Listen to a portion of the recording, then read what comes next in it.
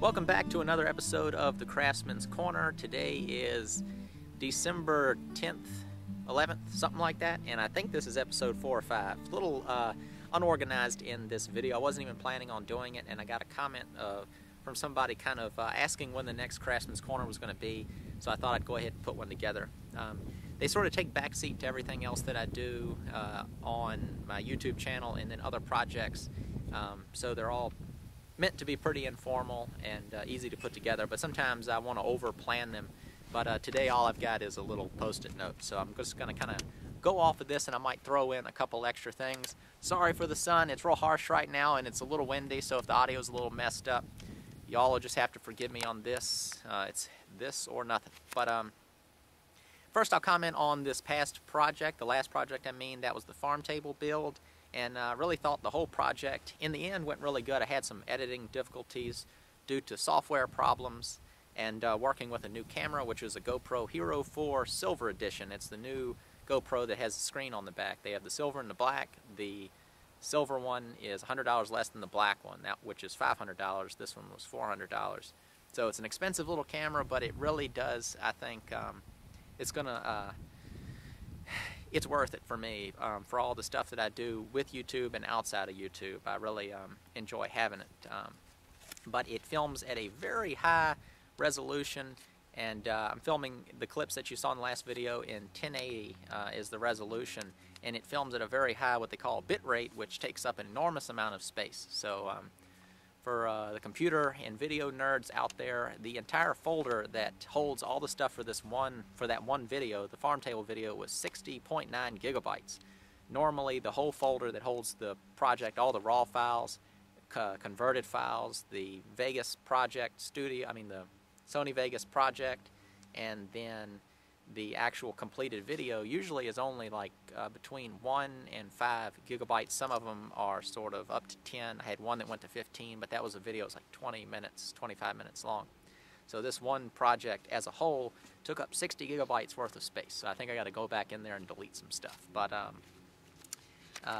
so that's that. I won't talk about my GoPro camera too much. On that last video, got a lot of questions about pricing, not just in the comments, but several people sent me stuff in messages asking me how much does the table cost, and it's sort of comparative. I won't get into the price exactly, but it's comparative to prices that you see from big retailers of that type of stuff. It's competitive with that type of thing. But in my opinion, the person's getting, while it's expensive, they're getting a lot for their money, and they're getting more than they would if they spent the same amount of money through some of these big retailers. I've got room to go up on my prices, basically. But I like the prices where they are. My thought in pricing is I can have a table sitting in a store for $10,000, but that doesn't mean it's a $10,000 table. Until somebody buys something, it's not worth anything. It's just taking up space. So sort of my thought in pricing is you want to price it at that point that people sort of comfortably buy it. You want them to have a little bit of want it to be a little painful. That's the part where you have fun, because that's you getting some more money. But you don't want it to be this like incredible, obstacle that they got to overcome just to pay for it. It's sort of like the theory of what the dollar store is doing. They're selling things for only $1, but they're selling a lot of it. So I like to price my stuff to where I keep the orders coming. It's a supply and demand type thing. But so I guess my advice for people who are just asking those questions, just to help them in pricing their own stuff, I have several thoughts, and forgive me if any of this sounds bad in any way to y'all, but I've thought about this stuff. I've been doing it for years, and it really is strictly business. I don't know these people before they buy a table from me, so I don't owe them anything. I put prices on things, and it's just the way they are. But basically, you want to make as much money as you can in the least amount of time as you can spend on doing it. And that doesn't mean to toss some crap together, but I think of it as, at least for this, I don't make only farm tables, I make a lot of stuff. But the farm tables is what I do for money, because what I'm able to do is specialize in making the farm tables, and then that allows me to become extremely efficient in making them. They're all basically the same table with, basically I've got a menu that people can pick from, and it's slightly like Burger King, but not too much. You can't have everything your way, but I give a couple of options, like they can change the colors of the base, the wood type for the top, or the shape for the legs. But when someone comes to me, I'm a person making farm tables, and they, sorry, I got some sort of animals walking up on me, some turkeys or something. But if a person comes to me with, and I'm a person making farm tables, and they show me some Queen Anne table or something like that, I just say I'm just not interested in making that. Because while I might be able to sell that table for 5 times the amount that I'm selling mine for, it could take me 10 times as long to make it. So a lot of times you make more money avoiding certain jobs than you do accepting them. Because in the amount of time that I could make something like that, or if somebody asked me to make a chair or something, I might be able to make 2 or 3 tables, or do something else that I want to do, like make my videos or work on one of the houses. So the other thing too is when people are interested in actually starting to sell things, usually it's either for 2 reasons. It's just a hobby, but they want to sell it too just for fun, or they need to do it financially. So if you're doing it financially, don't waste your time trying to make super cheap stuff, because you're going to have to sell so much of it, and it'll run you ragged, either like mailing stuff on Etsy. Some stuff on Etsy, people do great with it, but there's always going to be some people who do great with anything. But I mean, my way of thinking, at least what's worked for me, is to try to sell things that you can make in a reasonable amount of time for as much money as possible. And tables sort of fall into that category. It's a big ticket item, but in reality it's not that hard to make. It's 8 mortise and tenon joints if it's a traditional type table. And if you just taper the legs, it's really pretty simple, especially if you get in to doing something sort of specialized like I have, where I'm just making farm tables mainly. I do some kitchen islands and some benches, but those, the kitchen islands take much more time, but I still do them.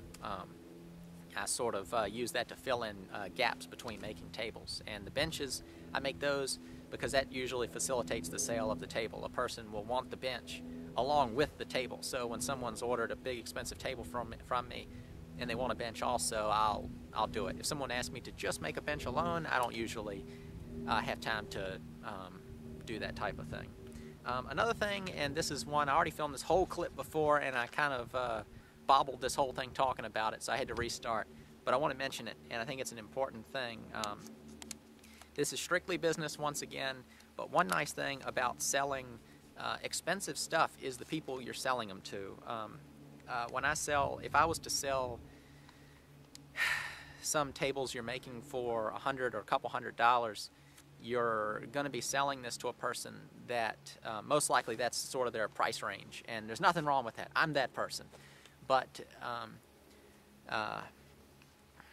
when you sell something for thousands of dollars, you are moving into a different type of person. These are people who are usually older, have good connections. They're good to have in your network, basically. They're people who have succeeded either within some other businesses or with their own business. And that's already been very beneficial to me. These are people who have friends that have a lot of money. So then when they have parties and get-togethers and stuff, you basically just end up with a really good network to sell your tables, and then for whatever in the world else you do down the road, it might be a person that you can ask a very small favor or just their advice. And I've already done this, and it's amazing how receptive people are to that. When people that have succeeded see someone else trying to do something and succeed, they are usually pretty excited about it, and they ask you a lot of questions, and like I said, just in general they're excited. So that's all I'll say about that. And a lot of times people also have negative opinions on people who have money. I'm talking about the people who I sell my tables to, but I've found that in my personal experience, the people who I perceive as being able to most easily afford my tables have been the happiest. And I don't know what that is. A lot of people think that rich people or people with a lot of money in general are these evil people, but I haven't seen it a single time in my own personal experience. And some of the trickiest orders that I've gotten have been the people that I could tell were having a harder time and maybe shouldn't have even bought the table from me because of other financial obligations. And because of that worry of spending the money, they expected, I think, more than they knew they were ordering from the beginning. So that's kind of a tricky area. But like I said, you can think of that as you will, but I've put a lot of thought into it. A little apprehensive to mention that type of thing in the video, but I think that could be helpful to people. And that's me not beating around the bush and just being honest with you. But so moving on. Sorry if that was any kind of a bummer. I would love to hear that kind of thing about 5 years ago. One of the next things I'll be doing, hopefully, I'm not sure if I'll actually take the job, but is the person that ordered the farm table from me wants me to make them a kitchen cabinet that'll sit on top of their countertops and then house all their sort of countertop appliances, coffee, and just the stuff that you want really easily available in your kitchen, but you don't want to look at it. It's going to be some sort of really simple farmhouse type look. I'll throw a picture in of the counter. It's not the best angle, but it was just sort of for my thinking and planning of the project.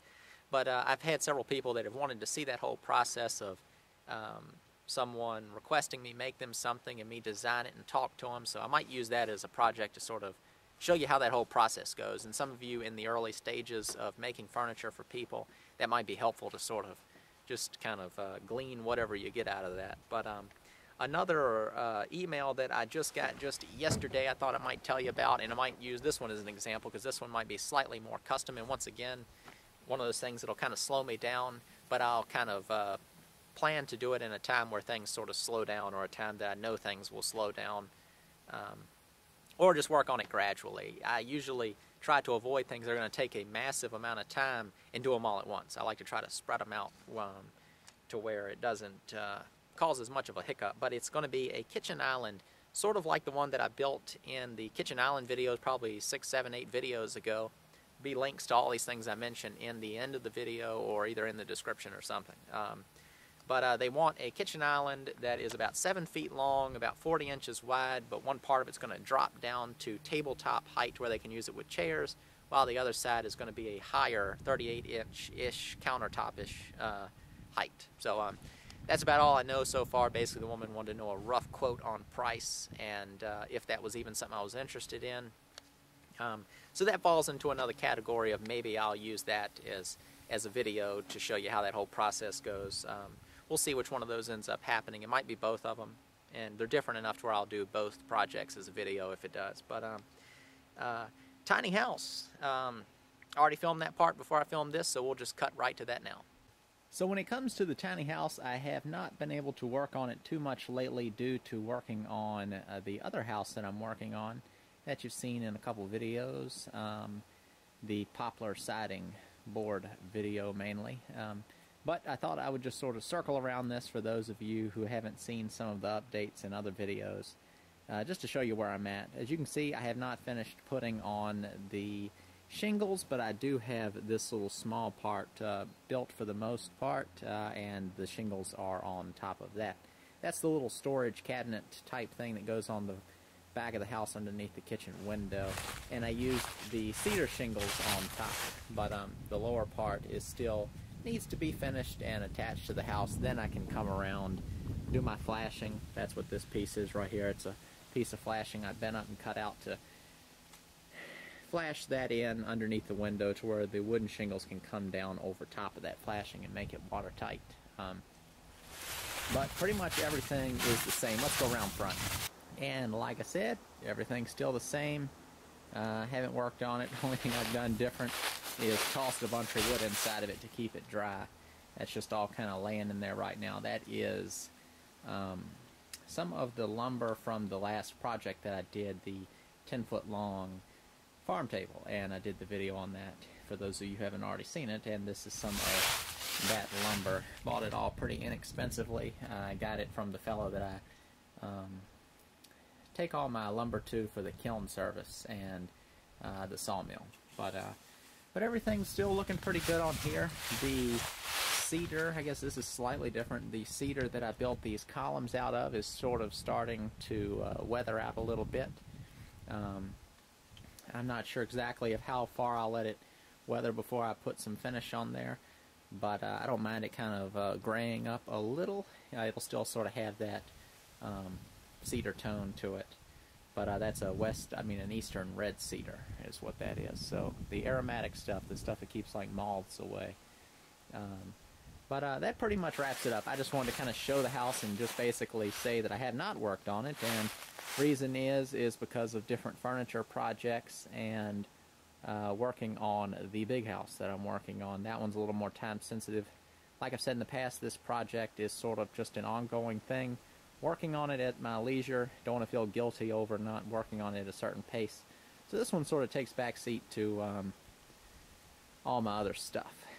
And I'm not going to live in this exactly where it sits. I might stay in it right here for a little bit, but I'm going to buy some land to specifically put this on and build a sort of a cabin of sorts down the road. So just finishing this alone is not the whole thing. There's also going to be land that's purchased, so that's kind of a big step as far as the money goes. So not too worried if this doesn't get finished up too fast.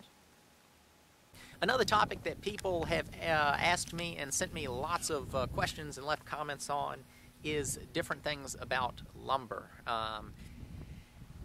One of them being is where to find it. And of course, I'm not where you are, so that's I can't give you the exact answer. But in general, how I have found things is just being involved in stuff for years, and slowly you sort of build that network of people where you're going to get your supplies and different materials that you need. For me, I'll use the fellow that I use for the kiln service and his sawmill as an example. I was using a lot of my lumber and found out that I had some sort of bugs in them, which I imagine were just powder post beetles. What was happening is sawdust was falling down the floors in the store that I was selling my tables out of, and on tops of the chairs, so I was like, there's bugs in there. So I solved the problem with that one table, but then from then on I had to have a solution for all my lumber, which was running it through a kiln, and that sterilizes anything living in there. In the general rule, roughly, everyone's going to give you different times and temperatures, but 130 to 150 degrees for a day or two and you're perfectly fine. At least that's from my experience. It's worked out for me. It might be different in different areas with different bugs, but pretty much if you get to 150 degrees for a couple days, there's nothing that's going to live through that. And if it does, it's a fluke. But so how I found him is I started calling around in different stores, and I even called places like Lowe's. I called Lowe's and just asked to speak with somebody that's lived in the area, that's familiar with lumber, and that didn't work out. But then I ended up calling around, ended up calling a smaller hardware store that's sort of like a mini Lowe's, and a person there ended up just telling me, well, call this fella, here's his number. And I didn't expect much out of it. Ended up finding out he's the nicest guy in the world, and it's been great. So it was a pretty quick, easy thing, and he pretty much solves all my problems for building the farm tables. And then for reclaimed wood, you just go out and find it. They're developing things all over the whole country, so when you're driving down the road and you see some farm and it's got a bunch of stakes with yellow tags and orange tags all over them, and it's about to be developed, you might be able to talk to a person about what's going to happen with that wood. There's a lot of people who do that already and sell this stuff for a lot of money, but that's one way to go about it. If you see a barn falling down in someone's backyard, you could ask them, if you took it down, could you have the wood? I've got a barn, that video that I did a while back ago, for those of you who follow the channel, I still haven't gotten around to it. I'd like to do it soon. I was kind of actually holding off until I got the GoPro camera because I wanted to do a time lapse of taking down a whole barn. So I guess I don't have an excuse now other than it's going to be freezing cold any day now. It's pretty cold right now. But and then the kiln service, the guy that has the sawmill, a lot of them will have kilns. If they don't have a kiln, they'll most likely know someone that does. But don't let not finding lumber easily be a thing that stops you from working on stuff. If all you have is Lowe's to go to and buy spruce 2x4s and 2x6s, you can do a lot. It doesn't mean that you have to make something that looks like cargo furniture or just a thing made out of 2x4s. You can really transform materials that are easy to get to be very unique looking. I've made some extremely nice furniture in traditional fashions using just Lowe's dimensional lumber. I need to do some videos on showing some of that stuff somewhat soon. Y'all can hound me in the comments if you'd like to prod me towards doing so. But what else? This is sort of a wintertime tip, and it's about freezing weather and what it'll do to your water-based finishes and glues. Your glue can take a couple freeze cycles. It's just designed that way because it freezes in trucks and sitting in containers when it's being shipped. But after it's frozen maybe 4 or 5 times, you'll notice your glue will get real chunky inside. I buy glue by the gallon. So, you know, you can waste about $20 if you let one of your gallons of glue freeze. And even if it's just your small glue bottle, you don't want to let that happen. It's real inconvenient. You'll end up coming out to make something and find out your glue is either frozen rock solid or just too chunky, and then it's hard to get out the bottle. Also, the same thing goes for your paints. Your paint is a lot less resilient to freezing. I've had paint freeze one time and just ruin it, especially sort of the different water-based stains. It'll just like separate, and the tint and the finish will just kind of all like curdle almost. So it gets pretty nasty. So you want to set that stuff inside your house, or either make some sort of a box with a light bulb inside of it and insulate it to keep all of your finishes in. And that's your water-based stuff. You don't really, as far as I know, you don't have to worry about that with your oil-based stuff. Maybe some of the hybrid finishes that are sort of, I don't even know what they are, but they're sort of like oil, water-based mixture. I don't know how that stuff works. It'll tell you on the back of the can, it'll say keep from freezing on anything that makes a difference. So that pretty much wraps everything up. The next video that y'all will be getting, well, obviously it's going to be this one, but from the time you watch it, the next one will be building the my annual nutcracker. Me and my girlfriend make a nutcracker every year, and did the video last year and just kind of showed it briefly, but this year I sort of did more of an actual focused video in doing so. That should be pretty fun. Even if you don't want to make a nutcracker, there's some different little cool techniques that we did in making this, and just ideas that could be applied to projects of all sorts. But I guess that finishes it up. I'm probably going to end this video maybe with some narration. I usually always think of something after I'm done filming that I want to add to these. This went way longer. I thought this was going to be like a 3-minute video. It's probably 15 minutes already. If you're watching it now, you must have liked it. Otherwise, you would have gone off to another video. But pretty much wraps everything up. I'm stalling, seeing if I wanted to say anything else. I guess not. Real happy with the way the channel's going. Thank y'all a whole lot. Everybody puts real nice comments on the stuff, and good comments, not just comments like, I like the video. I like that. That's nice. But people are asking specific questions, saying things that sort of positive way of being critical, advice and stuff. Different people in the comments talking back and forth to each other without me even being involved. That's a pretty neat thing, almost like it's a little forum of sorts. Same goes for Facebook. I barely do anything on that, just post when I put a video on there and an occasional picture and announcement, and it's almost 1,000 people following the Facebook page. I don't know how many people actively follow it. Same for the channel. I think it's almost 14,000-ish, almost to that point, as of the time putting this video on there. It's 13,000 something another, which that's pretty mind-blowing. I started this channel, I forgot which video was the first one, the window video, which got a lot of flack on that one. I guess I did some things people didn't like, and then the one on the duplicator. But from there, it's really grown. I wasn't really expected to do this type of a channel where I really focused on it, but it just sort of turned into that, and I'm real happy. Regardless of whether I have a YouTube channel, I like filming. Also do some painting, as in like painting pictures, not walls, photography, and other creative things, different types of artwork and sculpture.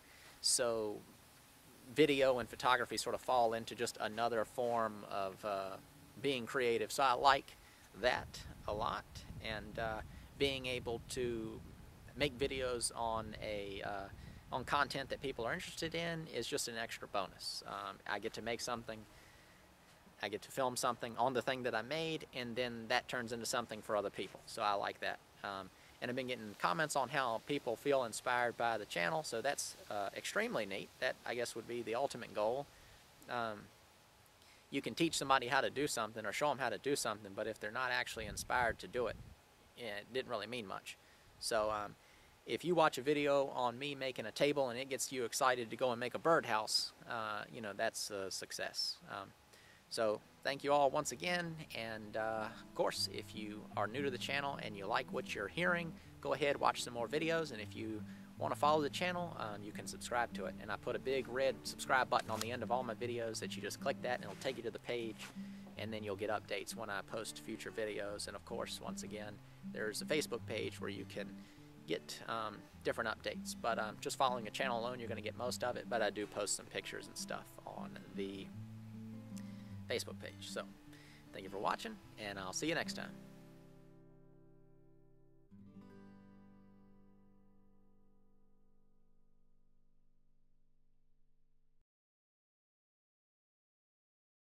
Another category of comments that I've been getting is wood storage, and where do you keep your wood to dry it? Where do you keep it after it's been kiln dried? And I've got several different answers for that. When I get wood, when I get a lot of wood, I just end up stacking it up. So I'll let you see that. And I've shown this before in a video, but it's sort of buried in one of the Craftsman's Corner videos from the past. I think it was actually the first one. So I'll show it again. This is my different stacks of lumber. So, and I'm covering it all up with this tin. These are just stacks of tin. This all came from a junkyard. But so there's a stack. That is a bunch of western cedar there. There's a bunch of yellow pine. Those stacks in the background there are a combination of walnut and cherry. This is a bunch of pine. So just different stacks of wood. Some more tin over there, some tin, bunch of pine. This is all a bunch of treated lumber. Sorry for the glare. Bunch of treated lumber under this.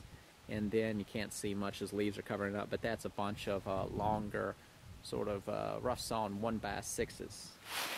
And then, let's see, here's some more wood. This is some 2-inch by 10-inch material. These were probably old floor joists of some sort, or meant to be that. Most of this came from an old sawmill that had shut down and had some financial issues and ended up just getting all this stuff. But here's some more. Didn't even mention this big stack in front of me, I don't think. This is all red oak for the most part. And then on top of it, some bunch of 2x4s. Not sure where these 2x4s came from, I don't remember. But as you can see, they were used. I think they were just some sort of thing somebody had tossed together and then tore down, and I just ended up with it. And not all the lumber is like barnwood type, reclaimed type wood, rough sawn stuff. This isn't even reclaimed on any level whatsoever, but this is just a huge stack of 8-foot 2x6s, and these all came from a Habitat Restore, the Habitat for Humanity's retail location where they raise money for their projects. All these 2x6s, can't remember the exact price, it's been a while, but they were all purchased for like $1 each, I believe. And these are 2x6s around $4 or $5 a piece, something along those lines for 8-footers. So this is a good deal, and these are going to be used in a future project, framing up a wall that needs to be framed out of 2x6s. So they'll sit here like this for a while. They've got them strapped together to keep them all straight, and they're covered up with tin and lifted up off the ground. So they should be good. And then the last little stack of wood that I've got currently is all under here. And it's a whole bunch of miscellaneous, let's see if I can get in there. It's a bunch of miscellaneous pine, all random sizes and widths. And haven't really used much out of this stack yet, but I will sooner or later. It's just that it's all different odd sizes, so there's not really much consistency in there to make my larger projects. Most of my stuff's bigger things like tables. So in the future, when I come up with some smaller stuff, I can grab from this pile. So here's the lumber from the chainsaw milling video. I thought I'd just kind of show that. I've had a couple questions about it, so I thought I'd mention some things. This is using that waterproof wood glue as sort of a makeshift anchor seal, and that's just to slow down the drying to where the end won't split and check. It just slows down the moisture leaving the wood, because the wood dries from the end grain, not so much the side of the long grain part of the wood. I mean, there is some drying occurring from there. Of course, once you develop splits, some drying is taking place. But, so you can basically see what's going on. There's been some splitting going on there, but as far as the end grain goes, there's not a lot of checking and splitting going on. A little bit right there in that one. A little bit in that top one. Right there. But in general, that type of movement does not matter. This is already a lower grade wood to start with, having all the bug holes in it and different staining and stuff that's happened from it basically laying over in the woods for 2 years before I even milled it up like this. It'll just be used in some sort of project similar to like a farm table, where the character that it develops from splits and all that stuff will be to its advantage and not a disadvantage to the project.